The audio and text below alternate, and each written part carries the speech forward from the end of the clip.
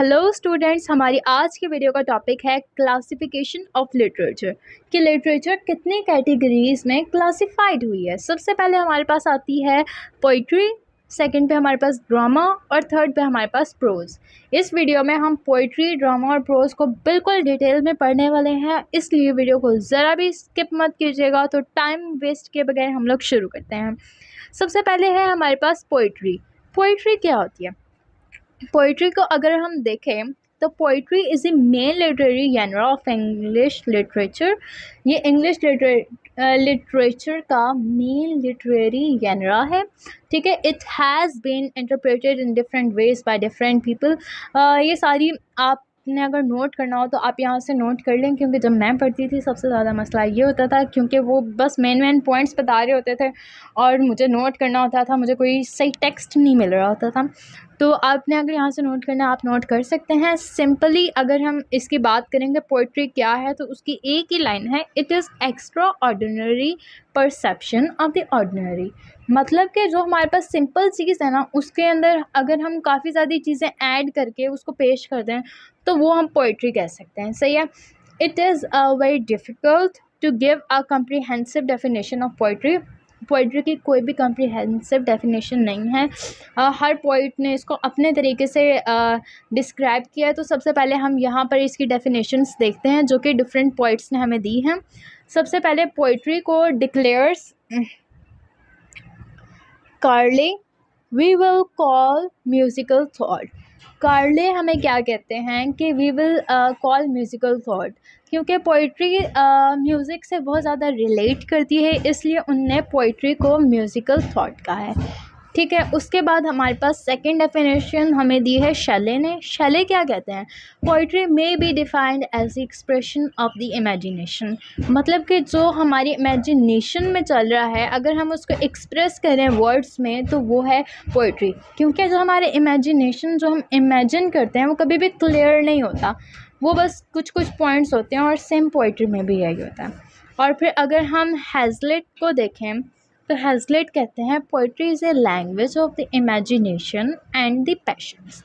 मतलब हमारे जो पैशंस हैं और इमेजिनेशन, उसकी ज़ुबान को हम पोइट्री कहते हैं। फिर उसके बाद according to Matthew Arnold, it is the most delightful and perfect form of utterance. और poetry means best words in best order. This is my favourite definition. Best words in best order is called as poetry. Okay, तो मुझे लगता है आपको poetry की definition यहाँ तक समझ आ गई होगी। नेक्स्ट हमारे पास आती है काइंड्स ऑफ पोइट्री। पोइट्री की टू काइंड्स हैं। सबसे पहले हमारे पास सब्जेक्टिव पोइट्री आती है, फिर ऑब्जेक्टिव पोइट्री आती है। अगर आपने नोट करना है आप यहाँ से नोट कर सकते हैं। मैं आपको इजी वर्ड्स में डिस्क्राइब करती हूँ। सब्जेक्टिव पोइट्री वो पोइट्री होती है, इसको पर्सनल पोइट्री भी कहा जाता है। इसमें पोइट जो होता है वो अपने पर्सनल थॉट्स को एक्सप्रेस करता है, और थॉट्स और फीलिंग्स को, उसको हम सब्जेक्टिव पोइट्री कहते हैं। जो कि सब्जेक्ट से मतलब जो लिख रहा है उससे, मतलब उसकी फीलिंग्स, उसके थॉट्स होते हैं, वो सब्जेक्टिव पोइट्री होगी। थॉट्स तो दूसरे भी उसके होते हैं, लेकिन उसमें वो मतलब लिखता अपने पे नहीं है, बल्कि वो नेचर पे और आउटर वर्ल्ड पे लिखता है, तो उसको हम बोलते हैं ऑब्जेक्टिव पोइट्री। ऑब्जेक्टिव पोइट्री किसके लिए होती है? आउटर वर्ल्ड के लिए। It is a kind of poetry that deals with the expression of outer world is objective poetry. ठीक है, फिर उसके बाद हमारे पास नेक्स्ट आती है, नेक्स्ट हमारे पास इसकी करेक्टरिस्टिक्स आती हैं।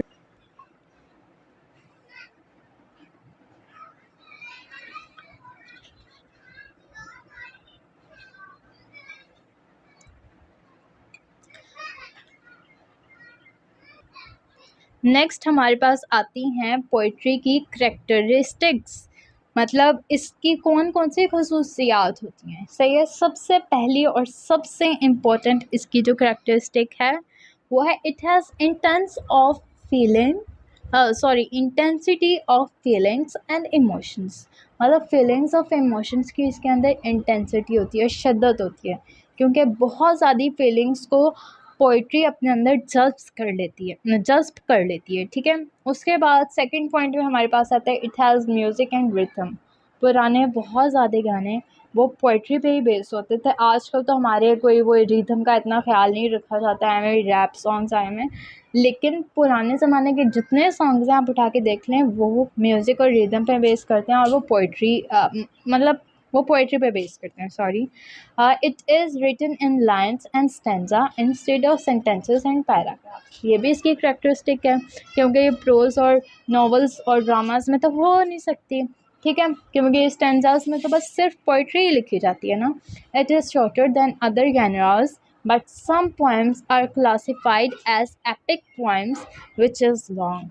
और आपको पता है एपिक पोएम्स सबसे लॉन्ग पोइट्री होती है, ठीक है, और ये बहुत ज़्यादा लाइन्स पे होती है, मोर देन 100 लाइन्स। नेक्स्ट अगर हम ड्रामा को देखें तो ड्रामा की डेफिनेशन कुछ इस तरह है। Drama has been derived from Greek word meaning action or any text meant to be performed rather than read can be considered as drama। मतलब कोई भी ऐसा टेक्स्ट जिसको हम पढ़ते ना हो बल्कि उसको परफॉर्म करके दिखाते हैं, जैसे डायलॉग्स लिखे होते हैं उसको परफॉर्म करके दिखाना होता है, तो उसको हम क्या कहेंगे, उसको हम कहेंगे drama. In layman's term dramas are usually called plays. मतलब इनको प्लेज भी कहा जाता है, आजकल भी ज़्यादा लोग इनको प्लेज ही बोलते हैं। जो स्टेज पे परफॉर्म किए जाते हैं उनको प्लेज ही बोला जाता है, उनको ड्रामाज नहीं बोला जाता। और उस ज़माने में परफॉर्म किया जाता था क्योंकि स्क्रीन्स वगैरह तो होती नहीं थी, ठीक है। It generally comprises chiefly dialogues and action between characters and usually aims at theatrical performance rather than at reading। मतलब कि इसमें परफॉर्मेंस को थिएटर में थेरेटिकल परफॉर्मेंस जो थिएटर में जाके दी जाती है उसको ज़्यादा प्रेफरेंस दी जाती है बजाय रीडिंग के या तो फिर सुनने के, मतलब इस तरह कुछ भी, ओके। और जो चीज़ हम देखते हैं वो समझने में ज़्यादा आसान होती है एज़ कम्पेयर के जो हम पढ़ते हैं। तो ड्रामास का बहुत गहरा अमल दखल होता है हमारी सोसाइटी में, क्योंकि वो सारे देख रहे होते हैं, वो लोगों पे ज़्यादा असर करते हैं, ओके। तो अगर किसी को कुछ सिखाना है तो एज अ ड्रामा ज़रूर परफॉर्म करवाएं, ओके। ड्यूरिंग द 18th और 19th century opera developed as a combination of poetry, drama and music।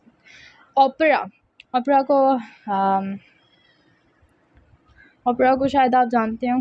Opera एक बहुत बड़ी कंपनी है जहाँ पर पोइट्री, ड्रामा और म्यूज़िक बनाया जाता है, ठीक है। 18th और 19th सेंचुरी में वो डेवलप्ड हुई थी, ओके। फिर उसके बाद हमारे पास नेक्स्ट आ जाती हैं इसकी करैक्टरिस्टिक्स। अब इसकी खसूसियात क्या हैं? सबसे पहले इसका एक प्लॉट होता है, मतलब कैसे ड्रामा शुरू होगा, कैसे ख़त्म होगा। पोइट्री में तो जो दिमाग में आ रहा होता है बंदा लिख रहा होता है ना, लेकिन इसमें ऐसा कोई कॉन्सेप्ट नहीं है कि जो दिमाग में आए वो लिख लो। इसमें एक बाकायदा प्लॉट बनाया जाता है, पहले ऐसे होना है वैसे होना है, और फिर कहीं जाके एक ड्रामा तैयार होता है। उसके बाद इसमें करैक्टर्स होते हैं। पोइट्री में एक अकेला बंदा होता है, इसमें करैक्टर्स होते हैं, ओके। फिर उसके बाद नेक्स्ट हमारे पास आता है it consist of dialogues among characters. मतलब जो कैरेक्टर्स हैं बीच में वो आपस में डायलॉग करेंगे और फिर ऐसे ही कहानी आगे चलेगी, ठीक है। फिर उसके बाद इट हैज़ म्यूज़िक, इसमें म्यूज़िक भी होता है, ठीक है। It is intended for theoretical performance rather than just reading. इसको पढ़ा भी जा सकता है, लेकिन ये इसलिए लिखा जाता है ताकि इसको थेरेटिकल परफॉर्म किया जा सके किसी भी थिएटर में, okay. Conflicts and emotions are expressed through dialogues and actions. और इसमें कॉन्फ्लिक्ट्स और इमोशंस जितने भी हैं वो एक्सप्रेस किए जाते हैं डायलॉग्स और एक्शंस के ज़रिए, ठीक है। उसके बाद नेक्स्ट हमारे पास आ जाते हैं सब जेनर्स ऑफ ड्रामास। पोइट्री के भी सब जेनर्स की मैंने आपको डायग्राम दिखाई थी, इसके भी सब जेनर्स की मैं आपको डायग्राम दिखाऊंगी, ठीक है। क्योंकि अगर मैं एक एक को डिस्क्राइब करने लगी तो वीडियो बहुत लेंथी हो जाएगी। आप इस एक एक को कहीं भी यूट्यूब से सर्च कर सकते हैं, और मैं भी बहुत जल्द इन सब की वीडियोस अपने चैनल पे डाल दूँगी, ओके। तो इसकी अगर हम सब जेनर्स ड्रामा का देखें तो सबसे पहले कॉमेडी, वो भी इसके सब जेनर में आता है। ट्रेजेडी भी ड्रामा के सब जेनर में आता है। फिर उसके बाद ट्रेजिक कॉमेडी और मेलो ड्रामा, ये इसके सब जेनर्स में 4 चीज़ें आती हैं। Number 1 comedy, number 2 tragedy, number 3 tragic comedy और मेलो ड्रामा, ठीक है। फिर उसके बाद अगर हम आगे देखें तो कॉमेडी को एक्सप्लेन है, ये सारी एक्सप्लेनेशंस हैं जो कि मैं अभी नहीं आपको इस वीडियो में दिखा सकती क्योंकि वीडियो बहुत ज़्यादा लेंथी हो जाएगी, मैं नहीं चाहती कि कोई बोर हो, ठीक है। हम सिर्फ इस वीडियो में सब कैटेगरीज़ ऑफ लिटरेचर पढ़ रहे हैं, मतलब उसकी जो कैटेगरीज़ हैं वही हम पढ़ रहे हैं, ठीक है। तो इसलिए मैं वो सारी चीज़ें एक्सप्लेन नहीं कर रही। नेक्स्ट हमारे पास थर्ड थी प्रोज़ के आगे कितनी टाइप्स थी, फिक्शन और नॉन फिक्शन। ओके, तो प्रोज़ क्या होता है हम पहले ये देख लें तो फिर हम फिक्शन नॉन फिक्शन की तरफ भी चले जाएंगे। प्रोज़ क्या होता है? The word prose has been derived from the Latin word prosa which means direct और स्ट्रेट फॉरवर्ड। मतलब कोई ऐसी चीज़ जो कि बिल्कुल सीधी हो और स्ट्रेट फॉरवर्ड हो, मतलब बाकी चीज़ों पे इतना वो ना असर ना कर रही हो। It signifies plain speech of mankind. It can be written or spoken, इसको लिखा भी जा सकता है, पढ़ा भी जा सकता है, ये प्लेन स्पीच ऑफ मैनकाइंड होती है, ठीक है।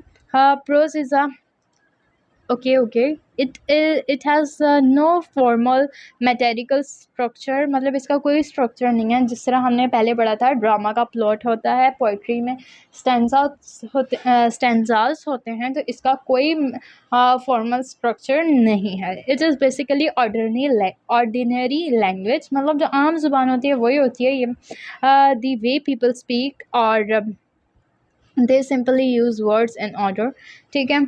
ये वो सब मतलब जो बहुत ईजी इंग्लिश लिखी है, मतलब जो हम लोग बोलते हैं और जो हम अपने अल्फाज अपनी आम ज़िंदगी में यूज़ करते हैं वो इसमें यूज़ हुए होते हैं।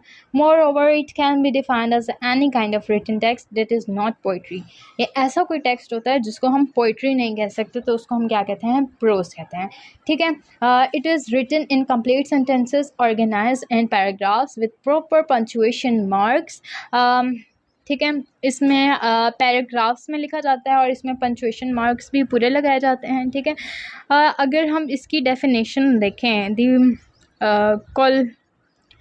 Coleridge says that words in their best order are called prose। ये इसकी बहुत अच्छी डेफिनेशन है। कॉलरेज ने हमें इसकी बहुत अच्छी डेफिनेशन बताई है कि words in their best order are called prose while best words in their best order are called poetry। ये मैंने आपको बताया था, ये मेरी फेवरेट डेफिनेशन है, best words and best order is called poetry. और अगर हम प्रोज की डेफिनेशन देखें, प्रोज की अगर हम डेफिनेशन देखें, words in their best order, ठीक है। इसमें सिर्फ वर्ड्स इन बेस्ट ऑर्डर है, लेकिन पोइट्री में best words in the best order, okay. तो यहाँ पे आप इनका डिफरेंस कर सकते हैं और ये बहुत आसान डेफिनेशन है, आप कहीं भी लिख सकते हैं और मैं आपको यकीन दिला रही हूँ गलत नहीं होगी, ठीक है। और अगर आपकी कोई नहीं मानते तो आप मेरी वीडियो दिखा देंगे, ये देखेंगे यहाँ पे बुक में लिखी हुई है, ओके। नेक्स्ट हमारे पास आ रहा है prose is a kind of language used for writing novels, short stories, tales, essays, articles, biographies and journals. It is not the negation of all laws of speech. It rejects merely those laws which depend upon meter।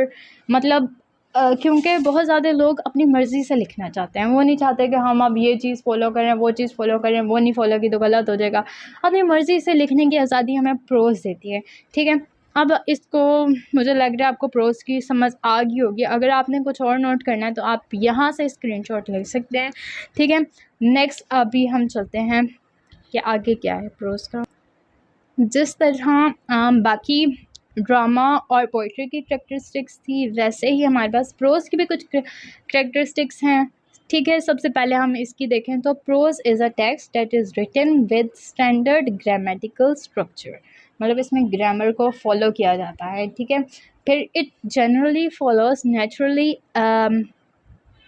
Naturally as a regular speech, मतलब ये मतलब इसका flow कुछ ऐसा होता है जैसे आम बंदे बात कर रहे हैं उससे उस तरह का इसका फ़्लो होता है और उसको मतलब फॉलो करता है।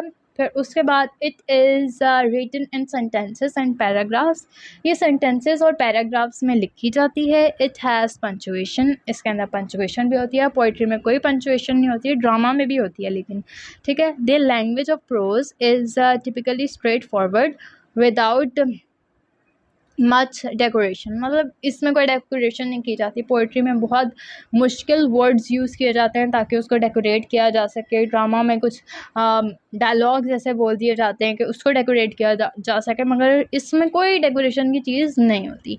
Ideas are contained in sentences that are arrange into paragraphs, मतलब जो सेंटेंसेस होते हैं उनमें आइडियाज़ होते हैं जिनको अरेंज किया जाता है पैराग्राफ्स में। अगर हम आगे देखें तो हमारे पास टाइप्स ऑफ प्रोज आ जाती हैं, ठीक है। वो मैंने आपको बताया था, दो हैं इसकी। एक तो है फिक्शनल प्रोज, एक होती है नॉन फिक्शनल प्रोज, लेकिन उसके अलावा दो और भी हैं। एक है हीरोइक प्रोज और दूसरी हमारे पास पोइट्री प्रोज। तो चले हम देखते हैं ये क्या होती हैं। फिक्शनल प्रोज की अगर हम बात करें तो इसमें होते हैं नॉवेल्स, नोवेलास और शॉर्ट स्टोरीज। नॉन फिक्शनल की बात करें तो इसमें बायोग्राफीज, एसेज और जर्नल्स होते हैं। ओके, हीरोइक प्रोज की बात करें तो नाम से ही पता चल रहा है किसी हीरो, किसी लेजेंड की स्टोरी को हम क्या कहेंगे, वो होगी हमारे पास हीरोइक प्रोज, लेजेंड और tale, legends and tales. Okay, फिर उसके बाद हमारे पास पोइट्री प्रोज आती है। सब पोइट्री प्रोज क्या होती है? पोइट्री एक अलग चीज़ है, प्रोज एक अलग चीज़ है। ये दोनों मिक्स करके कि क्या मतलब, इसकी डेफिनेशन अगर हम देखें, the poetry that is written in prose instead of using words but maintaining poetic qualities, मतलब कोई ऐसी पोइट्री जो कि प्रोज के अंदाज में लिखी जाए लेकिन उसमें पोइटिक क्वालिटीज़ भी हों, तो उसको हम कहते हैं prose poetry, poetry prose. Okay फिर नेक्स्ट इसका भी एक पैराग्राफ है, सॉरी इसका भी एक डायग्राम्स ही है। आप इसको याद रखें, आपको समझने में आसानी होगी। अगर हम प्रोज देखें तो इसकी दो मेन टाइप्स हैं। नंबर 1 हमारे पास फिक्शनल है, दूसरी हमारे पास नॉन फिक्शनल है। अगर हम फिक्शनल को देखें तो इसके आगे 3 टाइप्स हैं, एक नोवेल्स, नोवेलास और शॉर्ट स्टोरीज़। ये तीनों एक ही कैटेगरी में आती हैं, आपको इनके नाम बहुत आसानी से याद रह जाएंगे। नॉन फिक्शनल में क्या होता है, इसमें होते हैं बायोग्राफीज़, एसेज और जर्नल्स, तो वो क्या है, नॉन फिक्शनल प्रोज। ओके, फिर आगे अगर देखें तो आगे फ़िक्शनल, नॉन फ़िक्शनल जो हैं इनकी बहुत ज़्यादा डेफिनेशंस आ जाएंगी, वीडियो बहुत लेंथी हो जाएगी। तो होप्स आपको जो जितना मैंने समझाया है, जितनी भी कैटेगरीज़ थी लिटरेचर की, वो मैंने आपको इस वीडियो में डिस्क्राइब कर दी हैं। वो 3 ही हैं, बाकी जितनी भी चीज़ें हैं वो सब वो सारी की सारी इन तीनों से ही निकलती हैं, और वो आपने देख लिया होगा इन डायग्राम्स में कि वो सारी इनमें आ रही हैं। और ऐसे की सब कैटेगरी में जाएँ तो और आ जाते हैं, जर्नल्स में और आ जाते हैं। वो तो फिर जितना आप पढ़ते जाएँ उतना ही आगे जाता रहता है, क्योंकि वो कहते हैं ना कि तालीम एक ऐसा दरिया है कि जिसके अंदर जितना जाते जाओगे वो और गहरा होता जाएगा। तो मतलब जितना सर्च करोगे उतना ज़्यादा निकलता आएगा। अच्छा, बायोग्राफीज़ के अंदर ये भी होता है, और शॉर्ट स्टोरीज़ के अंदर भी बहुत ज़्यादा चीज़ें आ जाएंगी। ओके, तो होप सो आपको समझ आ गई होगी। टाइम वेस्ट किए बगैर वीडियो मेरे ख्याल से बहुत ज़्यादा ही लेंथी हो गई है, और मुझे लग रहा है कि आप लोगों को समझ आ गई होगी। अगर कोई बात समझ नहीं आई, कहीं पे कोई मसला है, मैं आपको पिक्चर लेकर भी सेंड कर दूँगी। ओके, कोई मसला नहीं है, आप मुझे कमेंट कर सकते हैं और मैं आपको ज़रूर रिप्लाई दूँगी। Thank you so much.